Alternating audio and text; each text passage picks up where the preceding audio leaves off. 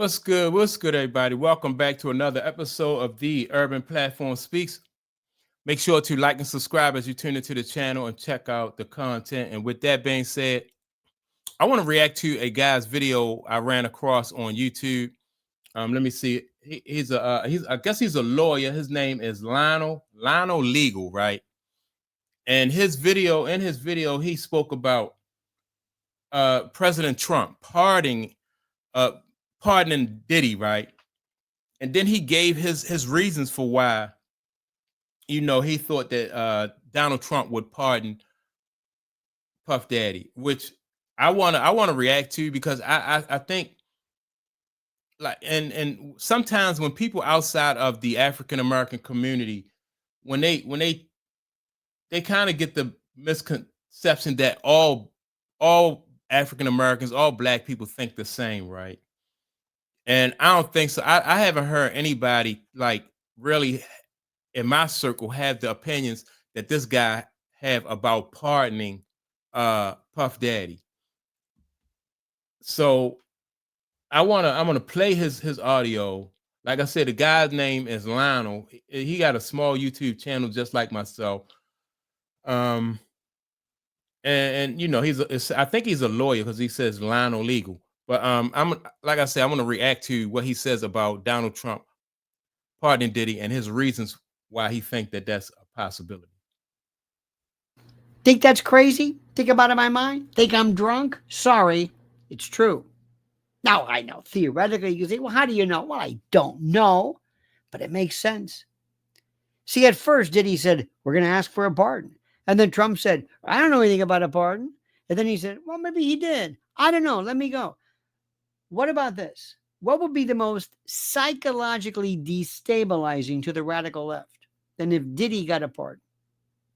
Number one. Number two, what better way to endear yourself to the black community than to say Diddy was ensnared in this? Not that he's innocent, not that we're granting him a pardon because he didn't do anything, but because he was the victim of lawfare. He himself was the victim of the very thing they threw at me. How you like that?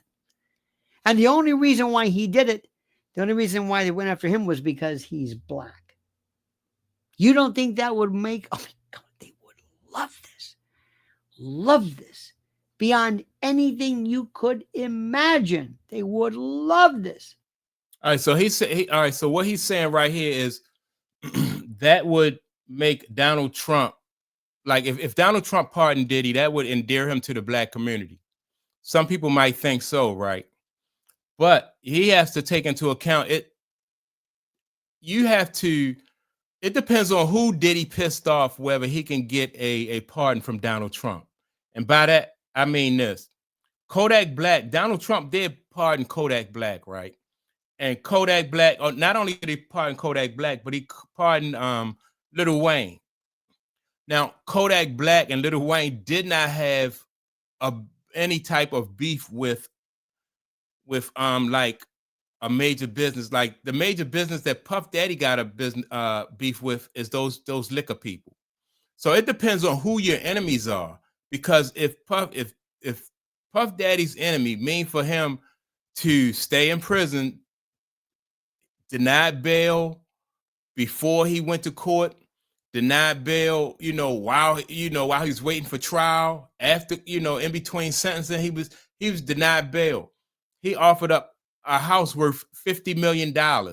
So right there, that tells me that your money is no good. Puff Daddy's money is no good. So when you offer that kind of money, that makes people $50 million, that make people move and think, and you can receive a whole separate type of justice. So I don't think that this guy Lionel takes into account, like, who's Puff Daddy's enemies are. And if the people who, because I don't think it's about Cassie personally. I think it's about who Puff Daddy pissed off, and they want to teach Puff Daddy a lesson. And Donald Trump may want to stay out of that. So whether black people are going to feel some type of way, even like I said, even if black people was like, yay, send send Puffy home, justice for Puffy and all that, which I'm not hearing that sentiment either because of how the media, like the storm leading up to Puff Daddy's downfall, Puff Daddy's arrest, they was gearing up for it the same way they geared up for R. Kelly. Like everything that people said negative about Puff Daddy just caught traction. It was in the algorithm and stuff, right? So it was gearing up. And you don't, no, there have been people for years saying things about Puff Daddy. But when certain people with pull, with money wanted this stuff to stick and to catch, once they got Puff Daddy in jail, once they got Puff Daddy in jail and they didn't let him out, that's how you know that it's he got some powerful enemies, and it wasn't just Cassie. Him and Cassie have been doing what they did, for years. So it wasn't just Cassie. But let me get back to some more of this guy's statement. And it's true. And remember, he was acquitted of sex trafficking, acquitted of racketeering, and this Mann Act violation is ridiculous. Bringing people back and forth it's stupid. It's white slavery. He's not a pimp. Compare his case to the Howard Rubin case. All right. So he said that Puff Daddy did beat the more serious charges, right? And he had 2 Mann Act charges, 2 smaller charges. Each one of the charges that he was convicted of carried 10 years apiece, right? So again, they didn't let him go, and they gave him what was that, 50 months for those charges. So, I don't care if he beat the serious charges. And I think the reason why he probably beat those serious charges is because people will wonder, okay, how can you get somebody for a RICO charge and he's the only one? They really could have gave for those 2 charges that Puff Daddy got convicted for. They really could have gave him 20 years, 10 for each charge, but he got 50 months, right? Which is probably about, they say he's going to do like 3.5 years on that because he got time served. They could have gave him, like I said, 20 years for those. And I don't care if he beat everything except for spitting on the sidewalk. Whatever spitting on the sidewalk is, that that's what they can give you. They can hold you on that. And to me, it wasn't going to be the same situation as like a OJ Simpson type. As a matter of fact, with OJ Simpson, he didn't get bail. If OJ Simpson had not have beat all those charges, OJ Simpson, they held on to him. And this guy right here, I think he don't take into account that it's a separate kind of justice for not only just rich people, privileged people, but then it's a separate kind of justice for minorities, right? And because it's just not an equal it's just not an equal playing field when it comes to justice and black people and stuff like that. So that's something that he's not taking into account. Then on top of that, I don't think Donald Trump, this probably being his last term in office, really feel like he needs to endear himself to black people at this point in time because he's on his way out, and like I said, he looked out for Lil Wayne, he looked out for Kodak Black and some other some other guys he let go, but he on his way out. So he don't really need to worry about his standing in the black community, especially when Puff Daddy he had some really powerful enemies. But let me get back to some more of what this guy Lionel was saying. Howard Rubin case with this guy who kept women in dungeons, who beat them mercilessly. Oh my God, there's no end. There's no end to this story. And think about this. Think about what we're talking about right now. We are talking about something which is so incredible. We are talking about a case that is going to be memory hold before you know it. It's going to be forgotten. It's going to be slipped in and slipped in the between the cracks, so to speak. It's going to be like the most brutal thing you've ever seen in your life. Mark my words, ladies and gentlemen. You see, there's one thing about Trump. Trump knows how to do everything to just upset the apple cart. That is what he does. Whether you like him or not, whether you voted for him or not, I don't care. It's up to you. You can exercise your own ability. But what I'm telling you is that this is something bigger than anything you can imagine. Listen to what I am saying, dear friend. Listen to what I am saying. The amount of consternation that this would cause is out of this world.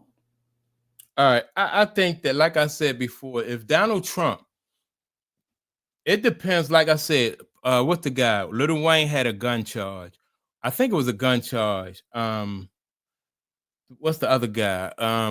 Kodak Black had a drug charge. So they didn't have powerful people behind the scenes pulling strings for this. And I believe that's Puff Daddy's situation. So that has to be taken into consideration. You just can't, if this was a case, it was just about, the abuse of that young lady, then yeah, Donald Trump could get him out. But Donald Trump, whether people want to acknowledge it or not, or whether people are aware of it or not, Donald Trump answers to certain people.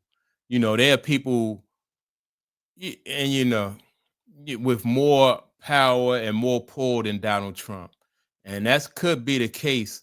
Whereas though, even if they have just as much power and just as much pull as Donald Trump, like, would it be worth it to Donald Trump to make an enemy? Like, he can pardon Puff Daddy, but then would he be making enemies? He already beat some cases. He had his legal issues up in New York, right? And so you let Puff Daddy out, and then people, once you go out of office, they may not lock Donald Trump up, but they could make things he got judgments and stuff against him for like $500 million and stuff like that. Puff Daddy is, in my opinion, for Donald Trump, he's not worth the headache that it would cause Donald Trump for him to pardon Puff Daddy. And so that's why I disagree with this guy. I don't think black people as a whole is really, we want to see justice. Some people is mad at Puff Daddy for what he did to that girl. Some people, he's kind of like falling out of favor with a lot of people because of what he did to people's careers. So Puff Daddy's public image is not all that stellar, in a lot of people's eyes. So I disagree with this guy, though. I don't think that he takes a lot of things into account. When he think about, he mainly look at it from Donald Trump's point of view. Like, oh, Donald Trump will really shake up the apple cart. Yeah, he'll shake it up for not only for Puff Daddy, but he'll shake it up for himself, because it's some real heavyweight people behind the scenes who's orchestrating this stuff. Puff Daddy know it. Donald Trump know it. I don't know why this guy, as a lawyer, probably wouldn't know it, but I'll be very surprised if Puff Daddy is if Donald Trump, and he has more legal issues coming down the pipe. So it's, that is Puff Daddy. Right now they're trying to go after his property, saying that he used that in the commission of a crime. So they're trying to take his property and more of his money. So yeah, it's, but I disagree with this guy. That's all I got to say on it. Y'all make sure to like and subscribe to the channel. Also, don't forget to leave a comment, and I'll check you all out in the next video. Peace.